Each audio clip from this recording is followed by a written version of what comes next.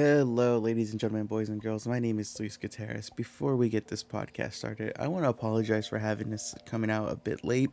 The truth is, I just got extremely busy with work, and I kind of put this on the back burner, and I apologize for that. But here's still your weekly podcast, and you still get a new episode on Sunday as well. But for episode 25 of the podcast, I am joined by my co host Noah, and we have a friend of the show, Rudy, and we just talk more about Hispanic Heritage Month. We talk about representation, we talk about books you can read, we talk about the Marvel Cinematic Universe, and then we end it with some lighthearted D&D talk. I hope you guys really enjoy this podcast because it was a really fun and insightful conversation I had with two of my buddies. And if you guys are listening to us on Apple Podcasts, please be sure to follow us and give us a good review. If you're listening to us on Spotify, please do the same. And lastly, if you're listening or watching on YouTube, please be sure to like and subscribe, leave a good comment. All of that will help us climb the top of the charts. But without further ado, here's episode 25 of the Geek Press podcast.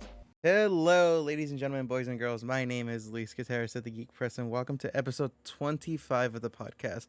I am joined, as always, by my co-host Noah Garcia, and we also have a special guest friend of the show, Rudy. I'm not even gonna bother pronouncing your last name. Damn. Rodolfo Juarez Pinedo the third. There we go. Man, It's like how it's long we it's know like each in other, Louis? it's like in I Love Lucy when Ricky Ricardo says his full name. Or the guy from Sweet Life was Zach and Cody, right? Oh yeah, Always that's like, that's what I was thinking yeah, too. yeah. Okay, but before we get this podcast started, we always like to start things off of like kind of like how was our week? It could be something as simple as all I did today was work. All I did today was go to school, whatever. So how was your week? Anything notable? You watch any shows or just tell us about your week really quick? Yeah, you know what? Actually, I saw the Rings of Power, the first episode yesterday with my I've family. been telling you to watch it. I know, I'm behind on so many shows, so I finally sat down, saw the first episode. Damn, it's good. It is really I've been good. It's A lot on of my my telling you family it's list. loves so Lord of the good. Rings. What was that, Noah? Oh, go Noah. I've been saying it's so good. I've been trying to tell everyone to watch. Have Yeah. you seen them all already? I'm working my way through. Okay. I'm on episode one, and I love it. I love like the little hobbits. I love the elves. Good. Wait, It's do the good to see hobbits have them the all hairy running feet around. again? I love Yeah, the hairy feet. All right, that's all I want. this isn't really spoilers, but the hobbits are more nomadic. Like they don't really have like an established homeland, so it's interesting to see how, because the show takes place in the past, to see how like them as a culture has developed. Hmm. Okay. Okay. And, what else aside from watching that show? So you and your family liked it? Hell yeah, yeah. It shows the hobbits and that. Ooh, there's a little love interest going on, and then like Sauron's around and things like that. So it's like it's bringing up memories. Like, because my mom was the one Mhm. that got us into Lord of the Rings as kids, and she would take us to the movie theaters. So it was nice for me to sit down with my mama again and watch Rings of Power together. You know. That's very. I love that for you. what That's a, incredibly and cute. anything else besides that, or is that like kind of the highlight of your week right now? That's it. That's my highlight of the week. You know, it's barely what is it, Wednesday? So yeah, It's when yeah, we're actually recording we're this. barely we're Yeah, halfway through. yeah, we're actually recording this episode early. Just a peek behind the curtain. I don't know if I've said this before, but Noah and I usually record on Saturdays. But we want our buddy Oh, Rudy here had a free day, and our schedules just all kind of aligned. And so I was like, "Hey, come on, we'll have you on." So we're recording this on a Wednesday. So you're not getting two podcast episodes this week. You're just still getting the one. Okay, but Noah, how's your week so far? We're like My week midweek. has been, yeah, midweek. It's been going okay. As for things I've been obsessed with, I believe I sent Rudy this, but there's this singer called Kevin Atwater, and he did this song called Star Tripping, and he finally had it produced with like drums and backup guitar, and that's cool. it's a really good song. It's sort of about how religious ideology and culture can kind of hold people back from being who they love, because he's a gay singer. So like some of the lines are like Bible in your hand while we're kissing, you know what I mean? And it's just like, uh I think the chorus is like, we could get in trouble for this. I'm falling for a boy who thinks that falling's a sin. Oh yeah. And then he's like singing, and Sing, it's sing such it, a sing good it in your song. best singing right now. I know you know a verse. Sing that one verse you know. Come I could on. get in trouble for this. I'm falling for a Oh, boy who think the falling's a sin. Nah. Hold on, That's hold on, like, hold on, hold on, hold on. Hold on. Okay, give me one damn. sec. Give me one sec. Give me one sec. Look Give me one at sec. this. Give me one you know, second. bro. Oh my God, what are you Okay, doing you now? ready? You ready? Do it again. Do it Yeah. again. Do it again. Do it again. We're starting our band. Okay, ready? Mm-hmm. I'm falling for a boy who think the falling's a sin. Nah. All right, Rudy, what do you have to contribute? Yeah. What do you got I to just Okay. figured contribute? it out. Drop a beat, Uh, Rudy. uh, All right, Yeah, three, uh, two, beatbox for one, us. go. Holding his so I'm trying to whistle, you guys. Give me a second. Baby, when did you stop? Uh, Rudy just sounds What Basically, was like a that? cartoon fly now. oh my god. Basically, the song's about like religious denial of like who you are, and there's like lines where like, oh, like the guy who's denying it is like, why did God make me like this? And the singer goes to say like, I think you're giving God too much credit. I think that's just how you popped out, babe. Like that's it's a very interesting song, and it used to be like on it was a TikTok song. The guy was just playing guitar, but now it's fully produced. It's on Spotify, it's on YouTube, all that. So I'm really excited. I've been blasting it all day because it just dropped today, Okay. I believe. So I've been like listening to it all day. I've been like, oh, it's such a good song, and that's what I've been obsessed with. Hmm. Not bad. Not bad. Shout out Mhm. to the artist again. What's his Oh name yeah, again? everyone go look up Kevin Atwater Star Tripping. Kevin Atwater, Star Tripping. Mhm. All right. All Available right. everywhere. This Yeah, podcast is brought to you by available Kevin everywhere. Atwater. We are receiving all of the money he has earned, and it is going straight into our bank accounts, effective Yes, immediately. thank you, Kevin. My We lawyers will be appreciate contacting you. it. And that's what I've been obsessed with. But what about you, Lewis? What have you been very obsessed with lately? Well, I obviously this is an audio podcast, so listeners aren't gonna know, but I bleached my hair because I just got bored, and I've been meaning to kind of like do something with my hair again, and bleaching is the cheapest alternative when you're like fucking with your hair because all you gotta do is just buy bleach and some toner, and so I was like, okay, so I dyed my hair or bleached it, and then I've been working on this guide for Grounded. It's a video game that came out. Well, it's been out, but it's like it's fully released now because it was in early access for the longest of time. And I've just been literally working on that because my deadline is approaching Tuesday, and I think I will be done come Tuesday. So yeah, that's literally just been my day. Just I bleached my hair and I've been working. And also too, I just kind of want to give a quick little shout out. I did a guide video for Cyberpunk on the YouTube channel, and this is like by far the best video I've ever, one of the best videos I've ever done, because this, as of like 3 days of recording or Nice. 3 days of publishing it, it has 814 views, 35 likes, 4 comments, Oh, and we jumped up like 4 or 5 subscribers because we were like at 37 and now we're like at 42. So it's like it's done the most numbers by far of anything I've ever done. damn. That's Congratulations, man. really That's Thank good. you. Yeah. amazing. Thank you. That was all me. Like I saw it 817 times. That was Yeah, I don't know if you so knew this, yeah. but Rudy You're actually welcome. has 800 different YouTube Yeah. I channels, just but I just Yeah. thought fun fact, the 17 are actually new people. So Yeah. I just it's just thought the Rudy 800. has like 800 bots in like some random ass country and he just pays them all to watch it. That's Hey, how you it's know what? done. That's a good friend, though. We got to play A the good system friend does do somehow. Yeah, exactly. But okay, so one thing we kind of wanted to touch base on, it's still Hispanic Heritage Month for like another like week and a half, give or take. And our buddy Rudy here is getting his master's degree at Cal State Los Angeles in Chicano That's right. Studies. Latin And American Very studies. Latin, proud. my apologies, Latin Latin American American. Studies. Very good. Get it Latin, right. I know, my bad. I want to make sure I address his major and all that correctly. Um, but yeah, we wanted to dive a little bit more into that just because if anyone's like, obviously every Yeah. Hispanic, every Latino is qualified to talk about this, but this guy has a little bit like he's a little bit more qualified than the average Hispanic to talk about Hispanic Heritage Month, the history, specifically like with Latin America, with Latin people. So I thought there was some stuff Yeah. you wanted to talk about, like if someone really wants to like dive deep, like like the nitty gritty of like the come ups of Latin people, What's like a an art piece you'd recommend, or like a book, something like that, to kind of help shine a light? My goodness, there's so many books because again, like there's just so many cultures within Latin America. Where we've got Mexico, and then don't forget the Central American countries, and then South America of itself.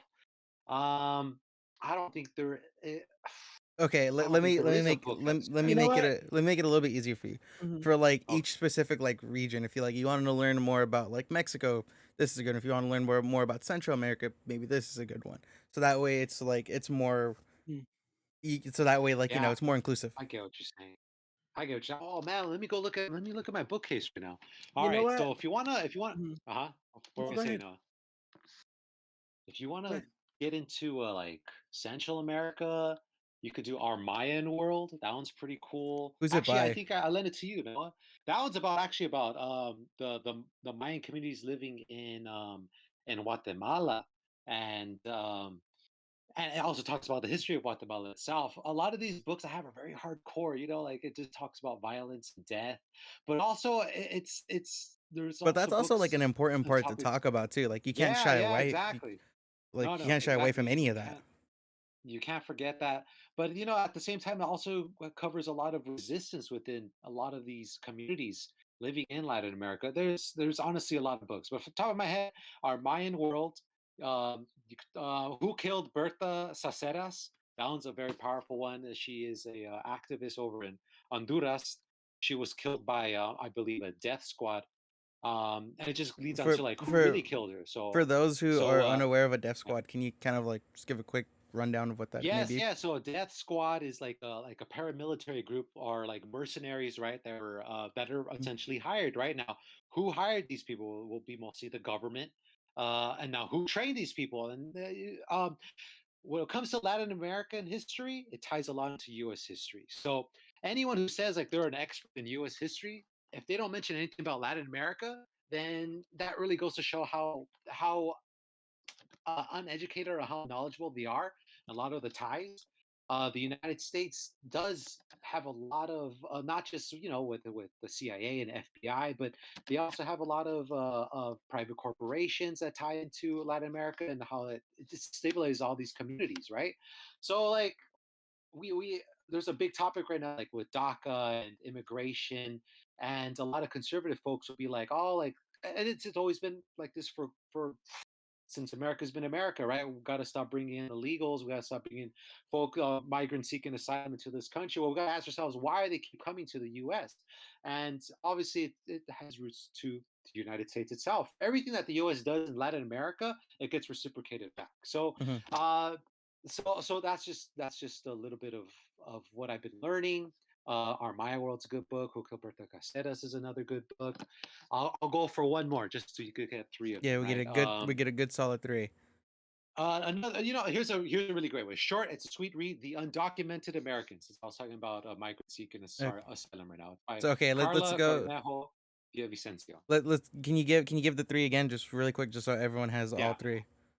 Our Mayan world, and then we got Who Killed Berta Caceres by Nina Lakini, and The Undocumented Americans by Carla Cornejo Villavicencio. Yeah, And I like her a lot because it's like you're reading something from your cousin or from a family member, right? She curses a lot in it. She has a lot of energy, it's like very and unfiltered. very unfiltered, very raw. So Hmm. it's easy to digest. It's nothing. It's not really dense. No, it doesn't have any big words or anything. What oh, I'm go for it now. interested about, yeah, no problem. What I'm interested about is how you have viewed the access to such materials are in the way that as you were talking, I looked up Our Mayan World on Amazon, can't find a single thing. But I looked up Mm, Undocumented Americans by Carla Conejo, and that's there. So maybe talk about when you're in kind of the world of academia, there is sort of a privilege to have access to these academic papers, these academic sources. Do you think that since we're talking about how people can get it more in touch with their Hispanic heritage, do you feel like these resources are going to be able for just a regular person to mm. obtain?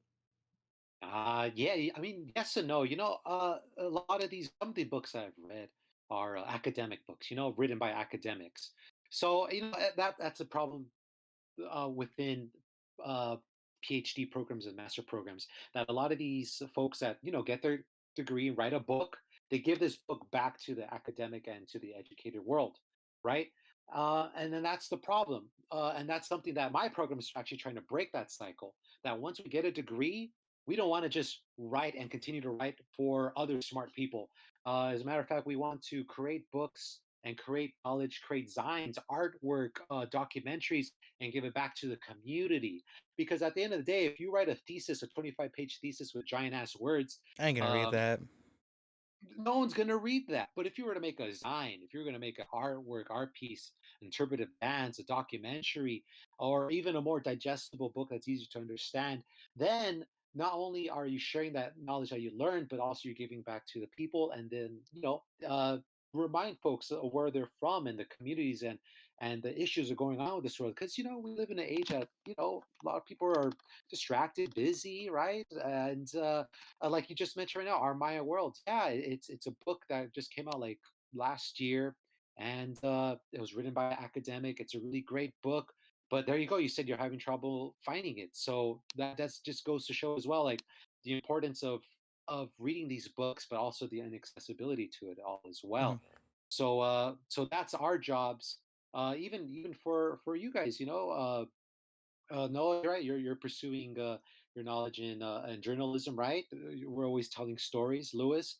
You're doing your podcast and you're doing stuff on video games, right? Giving entertainment. So it's all about giving it back to people, give it back to the community of what we know and what we share. Mhm. And I think that's really important because it's kind of built into the institution of education that Yeah, while it presents great opportunities to learn and understand the world around you, there is always going to be that financial societal barrier that can stop people. And like you said, the average guy who works from like 9 to 6 doesn't have the time to discover why their family is the way it is, why they had to yeah, leave their country at a young age. Just yeah, because this world bombards us with so much, it yeah. it can be quite the task to educate yourself. So I love to hear that your particular program is trying to focus on taking the knowledge and education that you've garnered and kind of finding ways to kind of distribute that to the public because that's incredibly important. Yeah, it's super important. Yeah, and that goes to show as well, like people aren't dumb, A lot of these folks they may be busy, but we have, in ourselves, we have an understanding of like, damn, it sucks that I'm working two jobs. It sucks that, I'm a single mom providing for my kids. There's got to be something more than that. People know that there's something wrong with their lives and the currently what's going on with the system, right? And then that system is built upon like what? And this is what we're learning in school: capitalism. It's built on the patriarchy. It's built on imperialism. It's built on racism. We all, for the most part, have experienced that. Marginalized communities, people of color, right? All we gotta do is go to East LA, South Central, Los Angeles, right? People living in those communities know what it's like to be oppressed. They know essentially they don't need to read a book to understand and know Because they're what's living going it. on in the community, because they are living it exactly. So that's another, there's that divide between the academic world and then the real life world, right? And that's a mission that people in the master's program, people in PhD need to fix, because it's been going like this And for a long time. I know you're involved in this program, so I don't know if you want to talk too much about it. So if not, just kind of tell me to shut up. But Ah, I I know love you're talking about it. you're Shut up, because Lewis. all right, I'll say it. that's the end of the episode, guys. I All hope right, you. all right, Okay, yeah. there we Thank you go. guys for having me on. You can but follow me at Rudy is all right on Instagram. but I know you got your like the one thing that connects us all is that we all I'm talking about like us as like friendship is that we're all journalist majors. We all went to the same community college, Yeah, and you we all went to different universities, and you went to Chapman University for now. I I'm just gonna assume the people are listening that aren't local here. Chapman is a private university in Southern California, and it is in Orange County. And Orange County, it's predominantly like white people for the most part, And Mexican. Chapman, yeah, and they're super conservative too. Yeah. Ironic. It's ironic that the place that has Disneyland is like super conservative. Actually, no, it's not ironic now to say it out loud. And but yeah, they're like super white and all that. And you said you just felt like uncomfortable there because you stood out like a sore thumb. You weren't too many colored folk, and you're involved in a program now that's like trying to make it more friendly for like Hispanic people and people. Yeah. Is it other people of color or is it just Hispanics? It's yeah, it's called the Latinx Alumni Association. So we're creating an alumni association just for Latinos and Latinas that went to Chapman University, like myself, and they felt uncomfortable. They or just have a foundation for them for once they get there and let them know, like, hey, like it's great that you're being here. Let's help you out. Let's give you some funds. Let's give you let's build some community. And just to remind you that you're not alone. So I'm very thankful to be part of this project because when I graduated Chapman, I didn't want to be part of it anymore. I wanted nothing to do with it because, like, even on the news, I hear a lot about, like, it ties to the January 6th insurrection, right? There was a professor that teaches at Chapman that said a speech before the riots broke down, right? And I just felt we got a lot of bad publicity, and the experience that I had nothing to do with it. But then, thankfully, one of my good friends and the niece of Wendy, our professor from Rio Hondo, she invited me because she also went to Chapman. She invited me to be part of this new project. So it's exciting, and I'm glad that I was able to turn my thoughts around and kind of turn it to good use because uh, it's easy to walk away from something that caused you, like, made you uncomfortable and caused you a lot of pain, and something that just, like, it brings back bad memories. But I'm also glad that I was persuaded and talked into to being part of it and turn that around so no other kid could go through that. Yeah, and So I think that's like such an important thing to talk about too, is like representation as a whole, just because yeah. it's Noah and I talked about this like a few episodes back, but it was like something you don't really think about too much as a kid, but then when you get Mhm. older, you start to realize it. And then Yeah. something I haven't really talked too much publicly about is that I've noticed in the games industry there isn't a lot of Hispanic people. Mhm. There's very and when I speak of like games industry, I'm talking about like journalists or like content creators, like kind people like the kind of funny stuff like that. If you know those people, you know those people. They're more in the gaming sphere. And well, it's no, it's not that. It's just like Okay. because there's a lot of like there's a lot of black men and women, just Mhm. women in general too. But one thing I've noticed, it's there's not like many Hispanics, and that's something I've kind of like I pride myself a little bit just because there's some people I've talked to, like there's probably more that I don't know, but the only like Hispanics I know that are in the gaming community is his name's Danny Pena. I've talked to you guys about him. He has this Yeah. podcast called Gamertag Radio, and my manager, well, she's my boss, Miranda Sanchez. She works for IGN. And other than that, I don't know too many like journalists or just anyone like that works on the press side of gaming. And that's something that I Mm, kind of like. I take pride in myself too. Is that like like I'm one of the few, which is like it's kind of like a double edged sword, if you will, because it's like, huh, I shouldn't be one of the few, but it's like it's nice to like still like kind of go in there and help a little bit because like one thing I've been thinking about more and more is like, dang, like I even though like I'm such a small fry in the gaming industry, like very very tiny, I have to be on my A game in regards to like I can't say stupid shit that will make Hispanic people look bad. I can't do a lot of stuff like that because it's like I have to I want to be that beacon for like someone that for like a younger me essentially, if that makes sense. And that's something too that like going back to what you said, like representation, like and that's why I'm happy there's programs like there's this one like Latinx in gaming, just kind of like how yours is. It was what was it again, Rudy? Can you say it? That's an alumni association. Yeah, That's a U.S. alumni association. your alumni, so it's like I'm happy there's programs like that to kind of like help people break Yeah, into, or just feel, not even break in, yeah, but just feel more welcome. And like I'm not saying the gaming industry never made me feel welcome, because everyone I've met has been lovely, but it'd be nice to like see some more Hispanics, more Latinos, more Latinas, just like a little bit more people who kind of look like you a little bit, just like, hey, this is dope. It's not just a whole bunch of like white people. I don't know how else to say yeah, it, but yeah. true. It makes a lot of difference, and Hmm. and I think it's just important for us to, like, we struggle to climb up that ladder. So let's build an elevator Hmm. for the next Yeah, generation, so that's they what I was don't kind have of to struggle struggling to like say. we have. So that's damn, we're getting old now. Now I think about it. Like, what's our role in society, right? And what can we do Hmm. to help other communities, marginalized communities, and what we could do to make a difference. So yeah, it's a beautiful thing. We have the work is never done though, for sure. That's for Hmm. sure.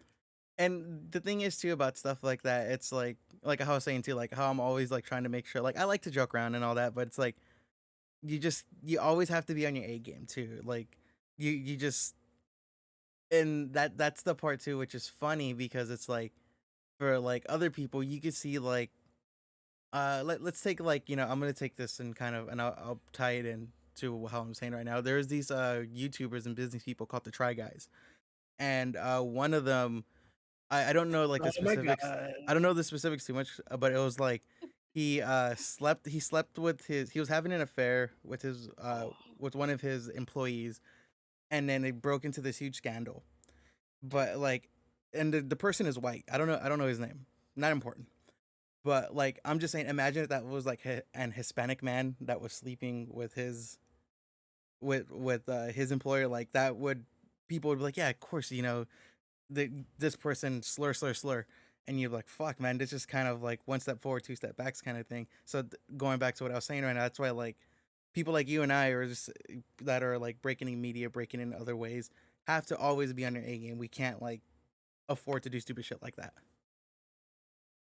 yeah, yeah, and that's a problem in of itself. Like, we yeah, you're right. Like, all the work that we do needs to be meaningful. Everything Mhm. that we do needs to have a purpose to it, right? Mhm. Like, whereas, and it's been like this for time and time again, especially in the Hollywood industry, right? Like, or like that movie. One thing comes to mind: Licorice Pizza. That movie came out, like, what was it, like, during this past winter, right? Earlier this year, I think. Not It got familiar good with that. reviews, but I never seen it personally. I hear it's good, but again, like, if it was a person of color directing, trying to pitch an idea like that movie, rather than a white director or a white cast, it never would have flew. It never would have Mhm. gotten the AO the green light to go ahead and make a movie like that. So that's the struggle Mhm. that, even like, and again, not just the Latinos, right? Even other like Asian communities, the Black community as well, and they're trying to make their mark on the TV and movie industry, right? Mhm. Well, the work that they have has to be, like, it has to be extremely impactful, has to be meaningful. But then, white director, white writers, they could write whatever the hell they want. Yeah, and something too, like representation. There, like representation is always good, but there's such thing as like bad representation.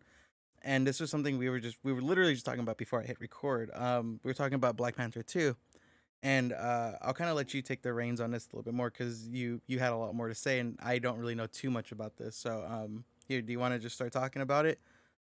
Yeah, I am so. First off, I'm super excited to see Black Panther 2. Hmm. Looks Yeah. awesome. Before this Like, gets though, it started, was a we're trailer. not saying like Yeah. boycott the movie or anything, because like the movie's not out. We can't say it's bad. I'm not gonna criticize something that's not out, but um, I just want to get ahead of this really quick.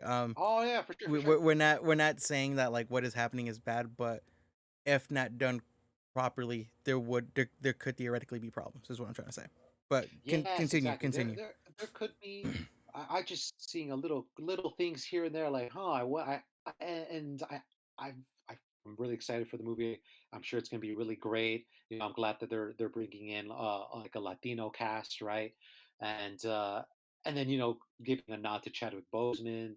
after his passing, and what's going to come next for and fictionally in the movie of his with his sister and all that. I love Black Panther 1, so I'm just curious to see how Black Panther 2 is going to bring on the next story and the next legacy of the original movie, right? But now when it comes to Namor, right? I actually I was originally love the idea of bringing in that Mayan twist of Namor, right? Because in the comics, and Noah, maybe you can help me out here. I Yeah. don't know too much about Namor in the comics and how it differs from this movie version. But do you know anything about that? I would say that if before we get into kind of how he's been translated and Yeah, the kind of cultural adaptation that's been kind of used here in the comics, Namor, I would say, is from Atlantis, and he is someone that does look ethnically ambiguous. He's never really defined as one single race just because he's from Atlantis. He's a mutant, and that is something that's interesting. And in the past there have been attempts to kind of link Atlantis and the ideas of Mesoamerican civilizations, and because of that I think that's why they saw an easy way to kind of interpret those cultural ideologies and kind of how everything looks and kind of apply it to their version of Atlantis. But it's kind of like, well, what are you taking and who's behind it and how yeah, are they interpreting it? yes, Because exactly. isn't So too like isn't he like traditionally like a white man? Is that fair to say in the comics? He's light skinned. Okay. mhm. But he has sort of like Eurasian features, I would Hmm. say. Okay. Okay. So Rudy. Oh, sorry, I didn't mean to cut you off. My bad. no, go ahead. All right, Rudy. Yeah. So So go on with what you're gonna say. yeah, yeah, like what Noah was saying, right? Like the cultural adaptation of for Black Panther 2, right? It showcases the Mayan culture. And before trailer number 2 came out, I was like, okay, maybe they're gonna try to like maybe just do a little nod of Mesoamerican culture, right? They could probably make up Mhm, their own Mesoamerican culture, but no, like they're straight up like going for the Yucatan Mayan culture, right? Even referencing Kulkulkan, right? Which is which is an actual part of the Yucatan Mayans culture and their beliefs. But at the same time, I've read that they've done a lot of research into trying to showcase the Mayan culture, but also there could be potential problems. For one, is giving proper representation and proper respect for the culture, because again, it uh, may be showcasing as pre-Columbian, and may be seen as again like Mesoamerican, but we got to remember mhm, that the Yucatan Mayan culture is still very much alive today, and the mhm, communities are still very much there are still around, right? Because when we think of the Aztecs, or when we think of the Mayans, we think of them as something that happened a long time ago in the ancient, their pyramids and the food and the beliefs. But no, they're still very much around to this day. So that's the potential problem that could happen, is if there isn't proper representation. And then number two is the fact that Disney has a massive influence in Mexico and Central America and all across Latin America. And one of those big problems that we see is that not only do they sometimes take these cultures, right? We see it in the Three Caballeros, but at the same time, a lot of these children growing up in Latin America, and and it's mentioned actually in the book that I referenced earlier, Our Maya World, they begin to learn less and less about their roots, less and less of where they came from, and and they become they embrace more of the superheroes of today, right? mhm, Of Captain America and Iron Man. And don't get me wrong, they're pretty cool, right? They're awesome, but at the same time, these the presence of Disney with these superheroes, mhm, especially with Namor, a fictional character, but now taking the persona of a Mayan culture, it's gonna have an impact of communities in Latin America forgetting about their superheroes, the superheroes that they grew up growing up with, and that have been passed down from generation to generation. So again, they reference Gulgulkan, right? But then there's also the beliefs in other gods of the Mayan folks, like Mictlan, right, the god of the death, right. So that's just one example right there. But um, we see how Disney could potentially disrupt that and could potentially uh, the term erasure, right, erase a lot of these beliefs that You have know what I been find passed down. Uh-huh. what I find most interesting is that more often than not, Disney and other companies like them, when they're putting out media like this that takes influence from real world cultures, they'll often cherry pick the ideas that Hmm. they want to represent that'll fit into their narrative, that'll fit into how they want to show off their product. So, like as you were Yes. saying, they could pick what aspects of Mesoamerican, Aztec, Mayan culture they want to grab and sort of present almost like a fantastical bastardization version of it that Yeah. almost culturally supersedes the actual legitimate historical presence of said culture. And that's kind of dangerous Exactly. because you kind of not erase, but almost push to the side the actual history for this sort of fantastical presentation, which is a great entryway, but most Mhm. people, as we referenced before, don't have the time to dive into the actual historical evidence and stuff behind. So they just take, oh, Namor, Mayan, I know this god. Okay, that's it. And then Yeah, that's done. and that's it. Yeah, that's wonderfully said, Noah. Yeah, and then the third issue as well is like, again, what is Disney doing besides cherry picking and taking all these ideas and beliefs and making their own version of it? How are they giving back to the Yucatan Mayan Yeah, people? wasn't that Right? let me interject really quick too. Yeah, I know that was like a big problem with Coco, right? Was that I've been thinking of that this yeah, entire time. They wanted to trademark, copyright Dia de los Muertos. And I'm just like, there we no, go. what's yeah, wrong with you? so there was Yeah, like an argument made on the internet a little ways back with, and there's a lot of validity to it too. I haven't done too much research on this, so please take it with a grain of salt. But right. it was that like they straight up got the idea of like Mama Coco from like a real woman who's still very much alive Yeah, today, and they're like, there we and there go. was like I've seen like YouTube videos, even TikToks now because it's still like a really relevant talking piece. Where it's like Disney just straight up like legit stealing ideas and kind of like what you said right now with Namor, they're not giving back to us in any way. They're not Oh doing like no. sure they could like they could use our thing, and it kind of like brings up that saying it's like my culture isn't a costume, and that's kind Yeah, of an argument being made right there. It's like you guys are making money off of this, and at least in one way, yeah. donate to Hispanic, to the Mexican this, or the Mayan this organization, something like that. Which, Yeah, but for yeah, sure, I for sure. go on now. That was something I just wanted to talk We're about. being marketed to, yeah, straight up, right? And like, oh, was it California Adventure? They have an altar, right? But don't get me wrong, it's That's right. Coco's Yeah, I family, forgot but about still, that. like Dia de los Muertos has like it has indigenous roots that have been going on for, and this celebrations are going on for a millennia, right? And there's also different types of Dia de los Muertos celebrations, right? Like Mexico celebrates it very differently than over in Central America. It even goes Mhm. by a different name. And then like us as Latinos, we're eating it all up. We're buying everything. We're buying merchandise from Disney and going to buying tickets to California Adventure just to see Miguel and Coco and things like that, right? So this is just another way that we're being marketed to. And also at the same time being marketed to, but also sweeping aside indigenous communities and indigenous beliefs. And then finally, is the actor that's playing Namor itself. Disney could have easily, they have the power, right, to Fine. cast Mhm. a Mayan indigenous actor. Don't get me wrong though. Like I, from the top of my head, I forgot his name. I know his last name is Huerta though, but Mr. Huerta. Tenoch Yeah, Huerta. yeah. Tenoch Huerta, there you go. Tenoch Yeah. Huerta, he does, don't get me wrong, he does have indigenous lineage, right? Like his mom's Mm. from, But I he think his doesn't great grandma. identify.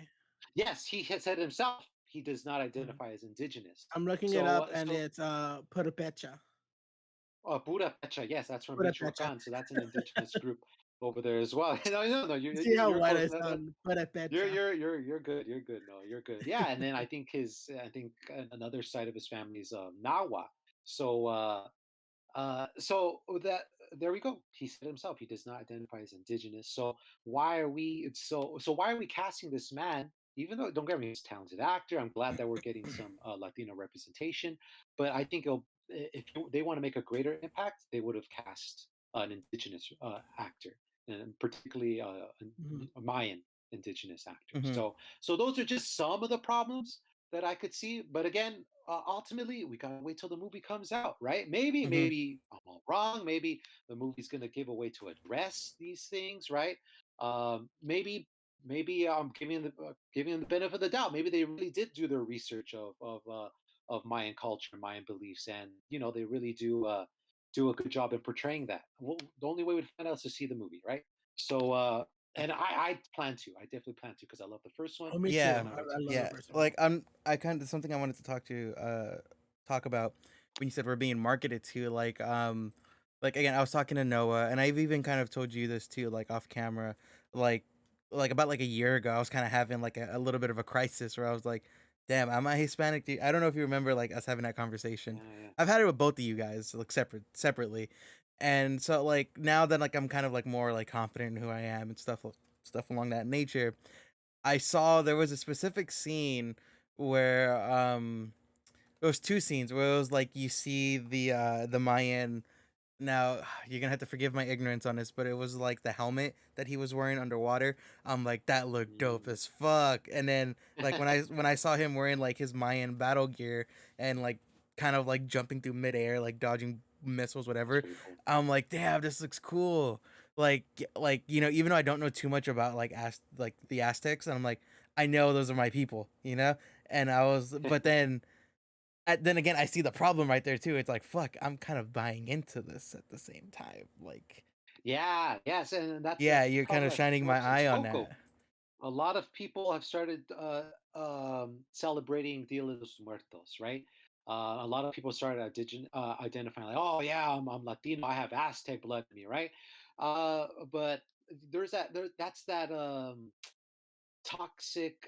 That's a little toxic in itself because we have a lot of Latinos saying that like, yeah, I'm part Aztec. Oh yeah, yeah, I have the indigenous blood in me. But in reality, like they may say that, but how much do they truly know of their lineage, right? Hmm. How do I don't know. I don't know my indigenous roots, right? Hmm. Um, and I'm happy to And know that there's some folks out there that do know where their grandparents are and their great uh-huh. grandparents are there. And that's So once you something. know that information, what are you going to do with it? Yeah, Are you and going to give it back to your but community, to be right? honest too, like something like Noah and I talked about too. Like, there's nothing wrong Yeah. with not knowing your like your roots, Oh, you know. Like absolutely, yeah. when I'm not trying to guilt you to or like saying like don't buy into this, you know. I'm just saying like it's cool that we're getting representation, but also too like what Rudy is saying, Yes. think of Mhm. like the underlying message of it's like, Yes. like again, like that it's that saying like your culture is not a costume. It's cool that they're doing Yes. this, but also look at the actual like the relevance of that. Look at the history of what you're saying too, because kind of like what you said, like a lot of American history is tied to Mexican history, South American Central American history. So just kind of like understand the significance and the reality of the situation too. That's perfectly said, Lewis. Yeah. Remember your roots. Don't forget where you're Hmm. from, and it's okay if you don't know where you're from. And it's good to figure out what your roots are and go through that journey. But at the same time, there comes a level of respect that needs to be made here. Yeah. And like you said perfectly, that's the perfect way to do. Be smart about things, right? Always critique things the best you can, right? It's okay to enjoy things, but it's also okay to criticize things as well, right? Hmm. Don't fall into it. Don't eat it Yeah. all up. And Always it's question. something Always Noah question talks your about. Like he tells me a lot too. Like just Mhm. because I talk shit about this doesn't mean I don't like it. Just because we're Yeah. saying like just because like we were like just saying X this is potentially wrong with the upcoming Marvel movie doesn't mean we don't like it. We're all of us are we all play fucking Dungeons and Dragons, and we all like yeah. we all do nerdy shit too. It's like we Mhm. love this is coming from a place of love and a place of like Yeah. we feel valid to talk about this obviously because for the obvious reason of all of us being of Latino Hispanic descent and stuff like that. But no, And do you want to take the reins? and it can be hard to kind of critique things like this because we're Yeah. so desperate for this media that's able to represent us and our culture. and there's such Jeez. few of it in comparison to Yeah. like the cis het white Mhm. media that's been put out. But the thing is, the moment it comes out and it's bad, it's hard to critically analyze and pick apart something because the automatic response for the majority is to go, "Oh, this is bad because it's gay, because it's Mexican, because it's Mhm. this," and see, audiences don't want that, and it's Mhm. hard to differentiate what is actually not produced well and what is not something that we want to represent us, but unfortunately we have to kind of stick to it. So it's kind of that conflicting, like it's hard to examine things because we want the representation, but when we get bad media and bad pieces of it, we kind of have to stick up for it Yeah, because kind it's of. all we Yeah. have. It's something Yeah. too. I feel like you could talk a lot about this too. It was like for a while, all like Hispanic and like Latino people had for representation. A popular figure was fucking Bumblebee Man, and I know you could talk. You could say a lot of things about that, Mhm. Noah, and I'll let you kind of talk about that too. It's like this can be Mhm. bad, but we have to stick by it. Yeah, it's something, it's like you want to critique it, but the moment we start critiquing it, we say the people in charge say, "Oh, general audiences don't want this." And it's like, Mhm. "No, we do want this. It's just that we want to critique and kind of detail how we do want it, but that's not people can't really analyze things anymore because big companies generalize things. As I said before, they cherry pick and decide what they want to show. Hmm. And the moment there's a negative response to something, they get scared and they pull out instead of examining why it doesn't work and reassembling it for the public consciousness. So it's just, Yeah. it's a tough thing to analyze media these days because we want these representative pieces of art to represent us, but if they're bad, we should be able to critique them and say, no, give us something else. Yeah, And it's No, it's a tough definitely. I Yeah. know we've It's difficult. I know we've been talking a lot about like Hispanic Heritage Month and stuff. And is there anything else that you guys kind of want to like interject before I have like another topic? It's super lighter than this. But Let's move on to something light. Yeah, yeah, yeah. yeah, Noah, do you want to interject anything? Do you have any input? I know you're very vocal. Your mic is muted, by the way. I it's okay. Years on Discord. Have I figured it out? We'll see. The point is that I'm excited to always bring in more Chicano, Hmm. Latin, Mesoamerican, Central American, South American. I'm always down Black American, African, Yeah. Chinese, Korean. I love bringing all of this in, and I hope that general audiences can give it a chance Hmm. because there are so many people that will look at a piece of media that features a person of color and just instantly reject it. Mhm. And they don't examine why their biases are like that. They just go, "Oh, this isn't this, so I automatically hate it." So I just hope people will give these things a chance. Yeah. Because guess what? Namor is fictional and half his people are blue and they're from Atlantis. So who cares? It's not real. He has But wings what on his feet. He can fly. Who cares? He has tiny That little was pretty flippers on wild. his feet. Yeah. It's insane. imagine how convenient that would be though to like have little flippers on your feet and be able to fly. That would be pretty cool. That would be hard to I would love balance. that. uh, Knowing the Oh yeah, I would sidewalk fall. crash. I would crash all the Yeah. You time. know, really quick, Rudy, I'm gonna recommend an anime Okay. that has a Hispanic lead in it. Go watch Cyberpunk Oh Edge no. Runners. Okay, you're gonna Cyberpunk Edge Runners. Where can I see this? Netflix. I've been hounding it for the Netflix. last like 3-4 weeks. I will watch it tomorrow. I swear on my soul. This time I'm gonna watch everything. Mhm. You see, that's another thing we were talking about last podcast. Like great Mexican American Latin representation. Up, he runs drugs. Yeah, Like because Oh this is drug what the no. runner. yeah, because like it's about him kind of like slipping and becoming a criminal. So Oh jeez. yeah, but it's Okay. good storytelling nonetheless. Good storytelling nonetheless. All right. I will support it. I'll But add it to my list. something kind of talk about like lighthearted. I briefly mentioned it, very briefly. Noah here. One thing, like I said, let me kind of give you guys a little history on the three of us. Even though Rudy's been on the show, Ugh. it's been a year. We all went to the same community college, and Noah and Rudy go Yeah. way back. And then Noah introduced me to Rudy, That's and right. then he Yeah. kind of like they Mhm. welcomed me into their group, and Rudy used to throw rocks at me. That's and right. There's a bully. Yeah. and we all play D&D, and Noah's our DM. And something I thought would be just kind of a more lighthearted topic is we talk about our D&D campaign, and we kind of just give, we talk about like what kind of goes into like our characters, what we enjoy about it, and I think Noah could kind of talk because he's essentially he's God in our world because he's the That's DM. right. So hey Noah, I saw you post an Instagram Mhm. story today or something along the lines of like I give my players too much freedom, and it was like if they roll 5, this is gonna happen. If they roll 6, so give us a peek Mhm. behind the curtain. Well, for those who don't really know anything about D&D, it's a tabletop role-playing game that I like to kind of advertise as gambling meets an improv class meets second grade math. And we all play it, and there are official game books where you can follow along with the story, and there are multiple things you can do.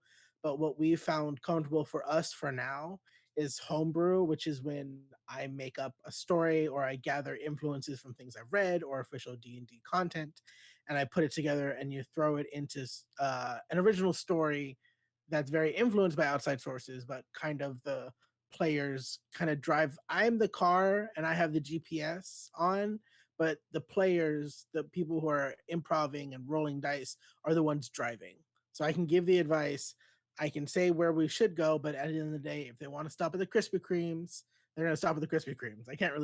I don't want to move that because there is a conversation about railroading in Dungeons and Dragons and other tabletop games, where DMs need to get their players to do something. So they say, like, oh, can I go check out the bar? And I would say, no, you're going to go to the castle. And then you guys are at the castle, like, without giving them the opportunity to That's explore. lame. Yeah. Yeah, I can't And imagine playing like that. Like that seems like it defeats the purpose of like do whatever you want sort Mhm. of thing, right?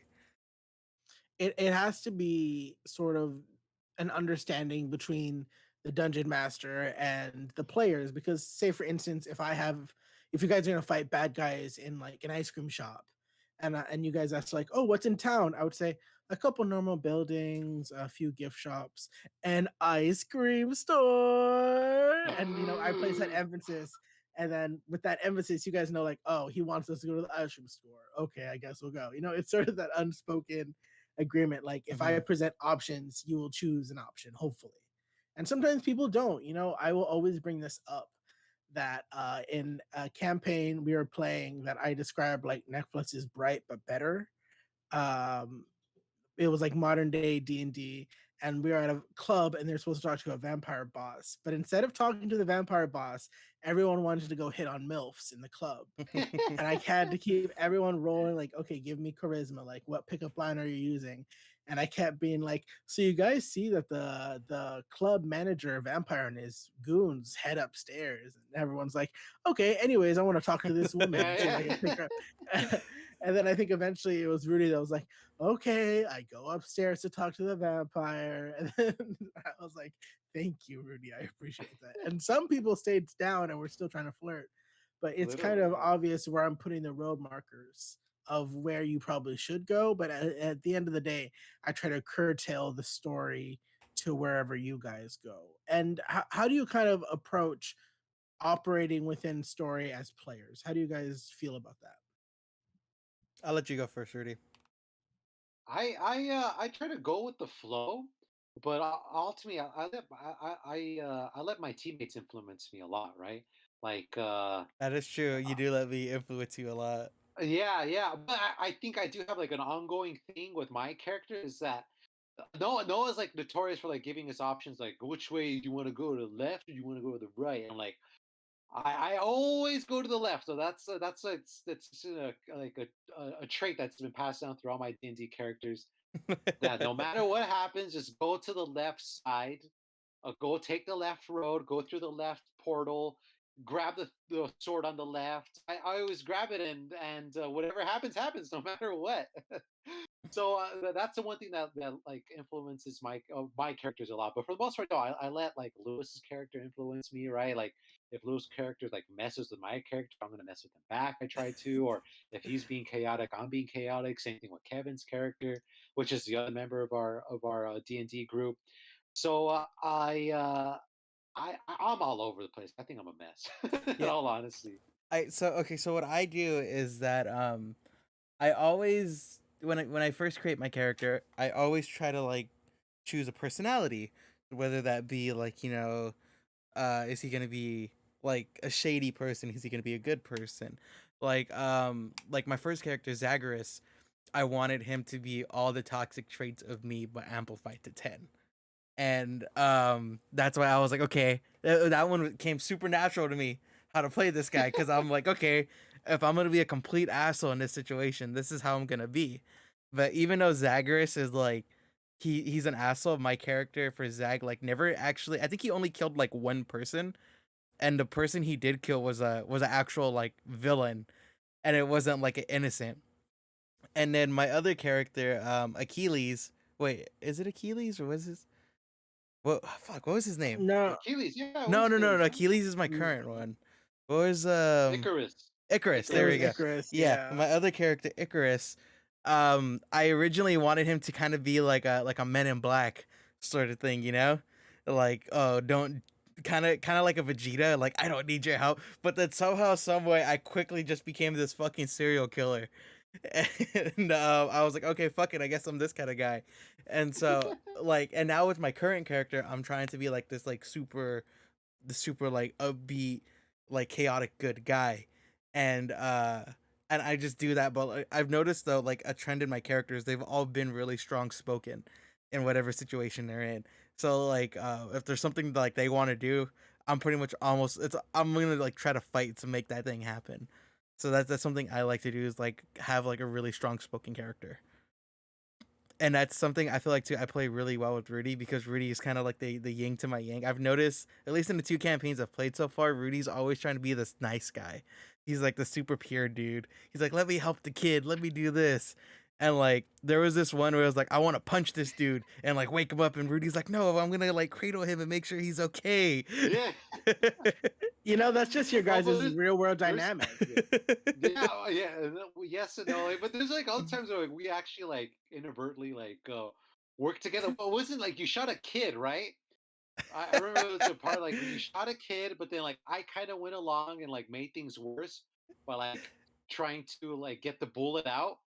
But then again, I'm Oh like a giant yeah. robot, so I have giant ass fingers. So like I just made it worse by like sticking my finger into the wound, you know? So like I at the same time, yeah, we are like a bit of a yin and a yang thing. So I was surprised when you said that you want to be a good character. It's like, no, I don't believe this. No way Lewis's character's gonna be good in this new campaign that we're doing. I'm trying to keep mine. I'm still trying to explore my character. I don't know what, but my character is a half human, half vampire, right? Uh-huh. And the campaign that we're in, I think we're all holy men, I believe, right, Noah? So um, Mhm. there's since I'm a vampire, there's gonna be some stereotypes like associated with me, right? That I'm evil and I'm undead. And even So I poke at you, I'm like, ah, stay away from that dirty vampire.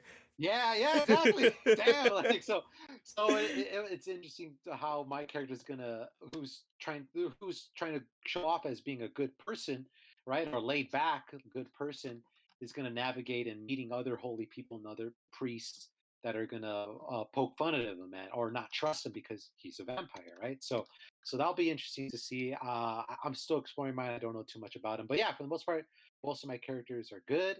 Try to do the right thing. I Rudy, get what? nervous when I try to be evil or do bad things because I don't know. I Are feel you sure? guilty. I feel guilty. Are you sure about that? Sometimes, sometimes, Let me tell you sometimes, guys, let sometimes. me tell you listeners, our first game, Rudy played a lizard folk who That's right. on like the I forgot second about him. session tried to murder someone in an alley behind a nightclub. That's right. I And forgot it about was that. getting a little disturbing. So I'm not sure what you're talking about. Dang. In And that what? campaign, you tried to murder several people. I I gave you take an it all back NPC then. healer. I gave you guys an NPC healer. For some Take it all reason, back. everyone instantly hated him, and then you were always just like, "Oh, I want to kill him." So Was it like Billy? Lewis would be like, "It was Right. Billy," and Lewis was like, "I I want to kill him," forgot. and then Rudy was like, "Ooh, when you kill him, I can take his skin," and I'm just like, Yeah, that's "How do I right. deal That's with that?" right. And it's I that thing where I gotta Well, pivot. I remember wait, wasn't I also okay? What's up, Lewis? it was like last campaign. Um, I, I'm never gonna forget this because I thought this shit was so funny. I didn't think Noah would play along with it. Was that I the like I think it was like my second my second session into your guys' campaign because I joined kind of late, and what had Mhm. happened was there was some like gang member I was talking to outside, and I shot him in cold blood, and then Noah was like, "Do a roll, this and that," and I passed all my rolls and I got away Mhm. with it, and then my partner was like, "We're gonna burn the body, we're gonna do this," and then as Mhm. I was waiting for you guys, there was another NPC you guys had already known, but I had no idea who he was, and I was walking with him to the restroom to blow his brains out, and then Noah was like, oh, and like right before we went into the restroom so I could kill him, Noah was like, and then the rest of the party walks in, and you were Yeah. like, "Hey, everybody," and I was like, Yeah. "Fuck." Yeah, it's that thing where like when you were killing that one NPC, I had like your partner be like, "We have to cut off the hands and boil." Like, there's times where I can play with you, and other times where there's characters that have vital information to the party that I have to figure out how to keep them alive. So it's like a balancing act. Like sometimes I can play in with you, and other times I have to kind of play against you to kind of keep things a bit less chaotic. Dang. And Also, it, wasn't it, my it first character we made was a villain, right? Or he turned into a villain? What was it, a Caterpillar? So you're right. okay, I'm a mess. I'm all over. Sometimes I'm good. okay. Sometimes I'm bad. Then. Before we did D&D, we did another tabletop game called Mutants and Masterminds, which is That's a right. superhero RPG. And in it, Yeah. Rudy made another character. It's funny because he started off very innocent, loving nature, loving bugs. He got butterfly powers, and in the That final was awesome. episode of our I called it a season of our season, he just started killing people. He was just like, I'm over this. And then like I break bad. Yeah. his bug instincts kicked in. He's like, kill, kill, kill, fly away. And like that's how I ended it, like setting him up for as the villain for the next season, which we never did. But Rudy, you're more murderous Oh, than you think. But I've I am. You're right. My I would goodness. say for this Oh, current campaign, I think everyone is sort of playing characters that have been kind of looked down upon, but are just trying their best to be good people. Yeah, yeah. and that's something But too. we'll see. We shall see. I'm wondering. I'm like, is my guy gonna snap and just say "fuck it," or is he gonna stick to it? Mhm. And even So if he hard, man. snaps, will he be like, "Oh my god, I should just stick to this all the time," or will he snap and be like, "Oh no, I fucked up. I need to course correct my Yeah. life."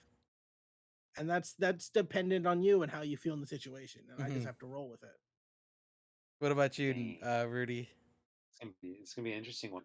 Um, I think I'm on the similar boat too. Because like my character is like very influenced on Blade, and he also drew. It's a lame ass version of Blade, like my character wears a bucket hat and wears sunscreen a lot, but doesn't see cool stuff like like shoot, what's the actor who plays Blade? Wesley Snipe. Wesley Snipes, yeah, like Wesley Snipes.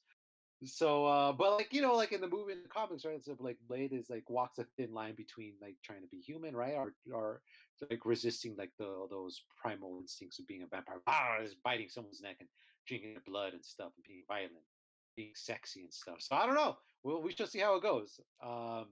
It's I crazy how would. much we have to talk about because we've only had 2 official sessions, That's That's and we true. had right. so much to talk So we about. still got a lot to Oh yeah, go. We and still got a lot to go. really quick too. I think the last thing I want to bring up, it's still very D&D related. So, for Noah's birthday, Rudy and I went half season bought Oh Noah yeah, a drawing pad. And yeah. Oh then he god. Oh he my had Best gift god. yeah, you he had got. said he was like, "Oh, this is cool because Noah always does like artwork for D&D, but he does it in like Microsoft Paint." And he was using like his drawing pad, so we're like, "Oh, this is gonna make it 10 times easier for him." Be And that's awesome. what he said too. He was like, "Oh, it's gonna make it easier." So the current character I have right now, his name is Achilles, and he is a clerk. And he's like very in tune with nature, and he likes to paint. So the last session we had, I had said, "Hey everyone, let's get together really quick and I'm gonna paint us all. I'm gonna do a portrait of us." And kind of like, Noah or Rudy's not gonna get this reference, and I know Noah's definitely not, but like in JoJo's Bizarre Adventure Part 3, when they all take their group photo together, that Jotaro keeps throughout the rest of the show. So I was thinking, we were gonna have a painting like that. And I had told Noah, I think he's looking up the picture right now. And so I had told Noah, I was like, "Yeah, I'm gonna paint a picture of all of us, and I expect this drawing done by the time we come back." And Noah was like, he was like, "Okay, yeah, for sure."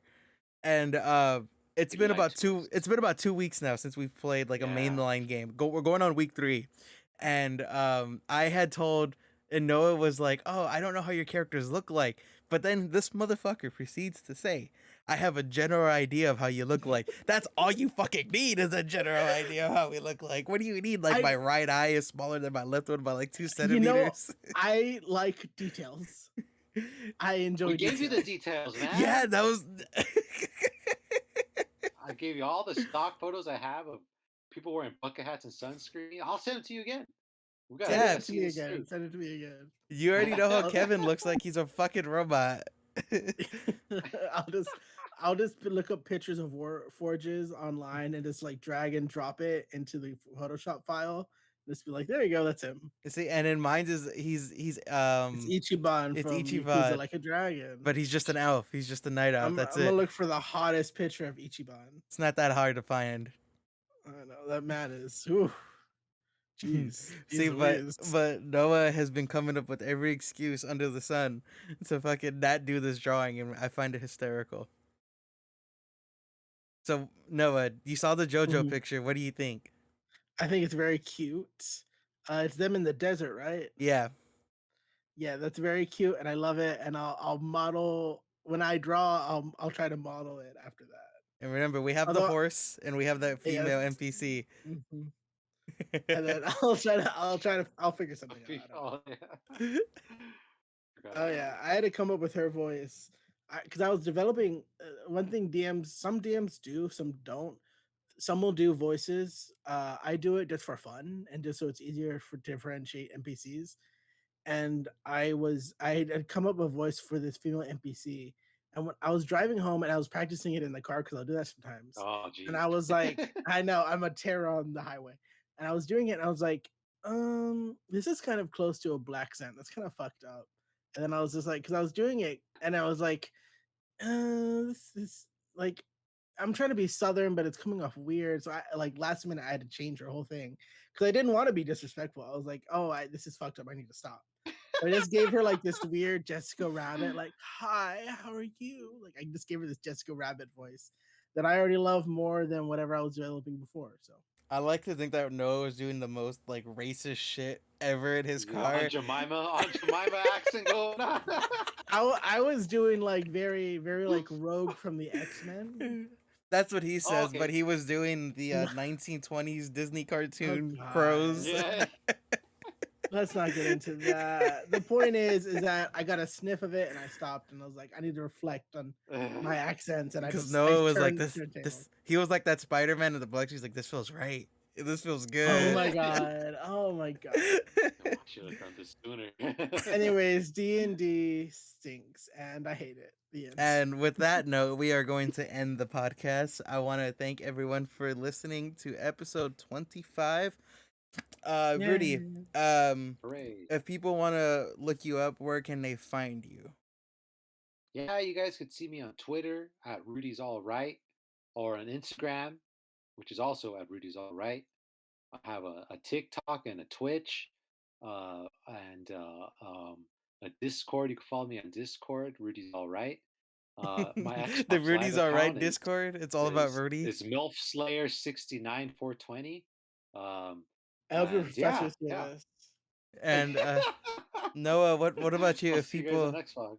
If people want to follow you or Ah. your work, where can they go? If you want to follow me and you want to critique everything I've said in this episode about D&D and Hispanic culture, you can find me on Twitter, Instagram, and TikTok at Noah is Garcia. And if you want to check out my photography works, you can go to Noah Garcia _photography on Instagram. And if you want to check out anything I've written, you can go to the Daily 49er and just type in my name Yeah. and hopefully something will show up. as And what about you, Lewis? as for me, you can follow me on Instagram and Twitter at Luis Guterres. It's the same. You can find my work over at gamespot.com where I do news and guides, but at the moment I have been neglecting GameSpot because I've been busy working with IGN. I am working on, like I said earlier, I'm working on I don't know if I said it earlier actually. If I didn't, I'm saying it now. But I'm working on a guide for Grounded right now, so you can find my work on IGN.com under the wiki section, doing that stuff right now. And yeah, that's about. I also stream on Twitch at I'm Joshua Joestar every Friday through Sunday, 7 to 9.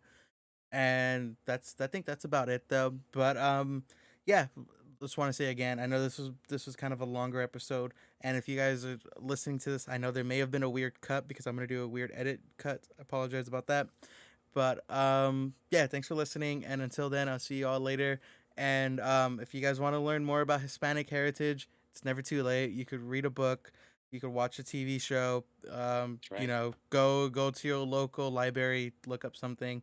It's not that hard, So, but if not, we're not your mom or dad. We're not gonna shame you. You're your own I will. person. You're I will shame you. grounded. They will. Go to your Taking away the room. TV. The TV is being taken away. But yeah, but until then, I'll see you guys next week, and peace.